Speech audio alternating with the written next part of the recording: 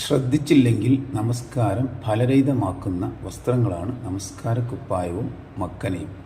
അവ ശരിയായ രീതിയിൽ തുന്നപ്പെട്ടവയല്ലെങ്കിൽ അവ ധരിച്ച് നമസ്കരിക്കുന്നവരുടെ നമസ്കാരം സ്വീകരിക്കപ്പെടുകയില്ല. നമസ്കാരക്കുപ്പായവും മക്കനയും ധരിക്കുമ്പോൾ ശ്രദ്ധിക്കേണ്ട കാര്യങ്ങൾ ഇവയാണ്. എഴുത്തിതാലിലേക്ക് ഉയരുന്ന സമയത്ത് കൈകൾ ഉയർത്തുമ്പോൾ കുപ്പായ കൈകൾ താഴോട്ട് ഇറങ്ങാൻ പാടില്ല. കാരണം മുൻ കൈകളുടെ പരിധി വിട്ട് അവ താഴോട്ടിറങ്ങിയാൽ ഔറത്ത് വെളിപ്പെടും, നമസ്കാരം ബാത്തിലാകും. ഈ വിധം സംഭവിക്കാതിരിക്കാൻ കുപ്പായത്തിൻ്റെ കൈകളുടെ വായ്ഭാഗത്ത് തള്ളവിരലുകൾ കോർത്തു നിർത്താൻ പറ്റുന്ന വിധം ഒരു വളയം തുന്നിച്ചേർക്കുക. ഇത് കൈകൾ താഴോട്ടിറങ്ങാതിരിക്കാൻ സഹായകമാകും. 2. സുജൂദിലേക്ക് പോകുമ്പോൾ കാലിൻ്റെ അടിഭാഗം വെളിപ്പെടാൻ പാടില്ല.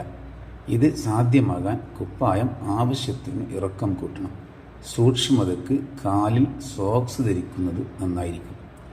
3.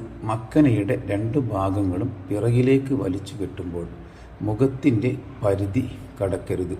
പരിധി കടന്നാൽ ഔറത്ത് വെളിപ്പെടുകയും നമസ്കാരം ശരിയല്ലാതാവുകയും ചെയ്യും.